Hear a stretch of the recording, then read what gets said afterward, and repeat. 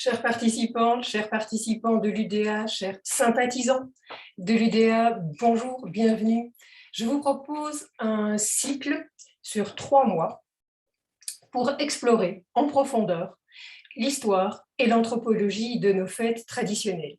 Je suis historienne, je ne suis pas historienne par nostalgie ou par mélancolie inguérissable du bon vieux temps, qui est une notion parfaitement fourre-tout, mais justement, je suis historienne pour mieux comprendre et mieux apprécier notre présent.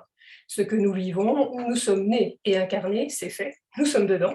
Donc autant en faire quelque chose d'intéressant et je maintiens que l'on apprécie mieux ce que l'on comprend mieux.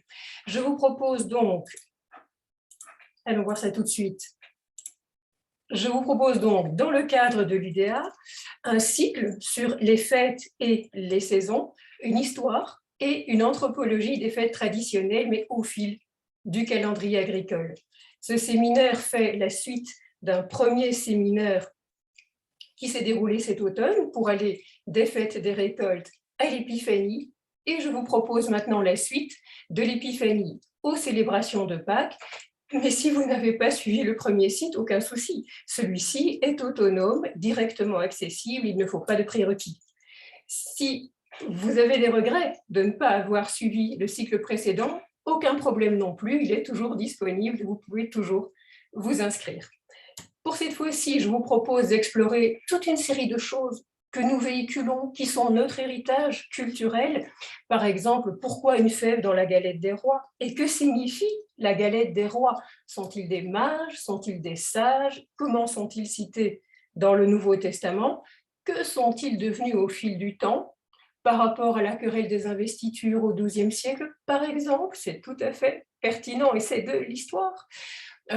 Pourquoi des crêpes à la Chandeleur alors qu'à Marseille, on utilise plutôt des navettes? Quel est le lien entre Marie-Madeleine et les ravissants petits gâteaux secs que nous appelons des madeleines? Quel est le lien? Quelles sont les privations et bien évidemment les substitutions que l'on a trouvées pour faire face au carême? Que mangeait-on au Mardi Gras? Pourquoi fêter Pâques avec un agneau?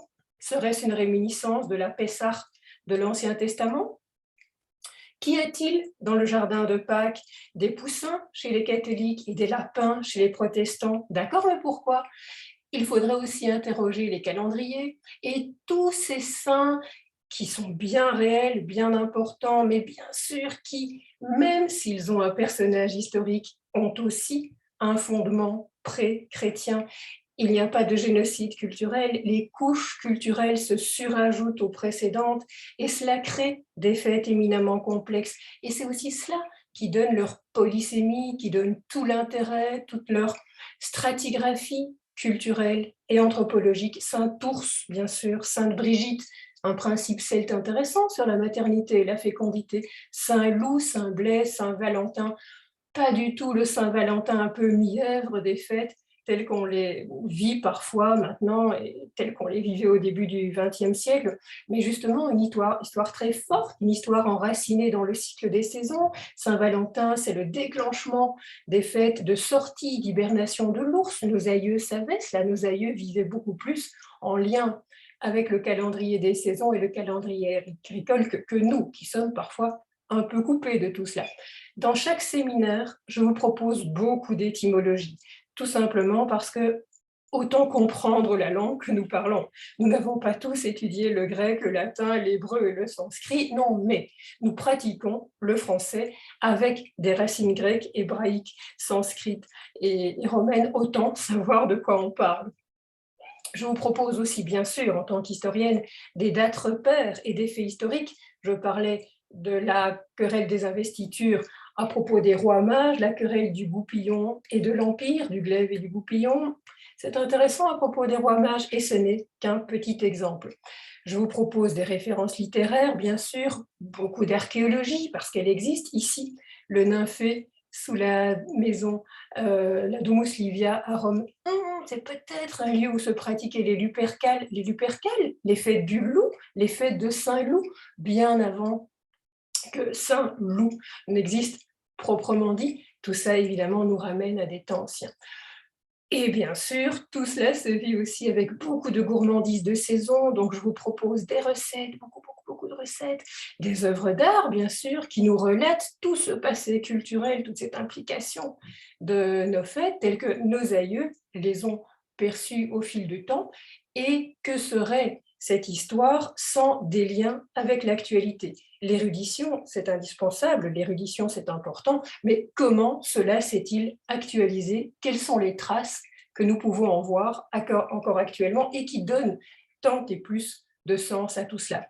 Pour chaque rencontre, je vous suggère aussi, bien sûr, des réflexions, des lectures, des vidéos, toute une série d'éléments qui vous permettent de prolonger le sujet et bien sûr des suggestions de visite. Alors je vous dis à bientôt pour ce séminaire, peut-être le précédent pour aller des fêtes des vendanges aux fêtes de l'épiphanie à titre complémentaire si cela vous tente, et que tout se passe au mieux pour vous, dans de belles fêtes, dans de joyeux esprits, de vivre la fête au quotidien et de vivre le sens de notre réalité au quotidien. À bientôt!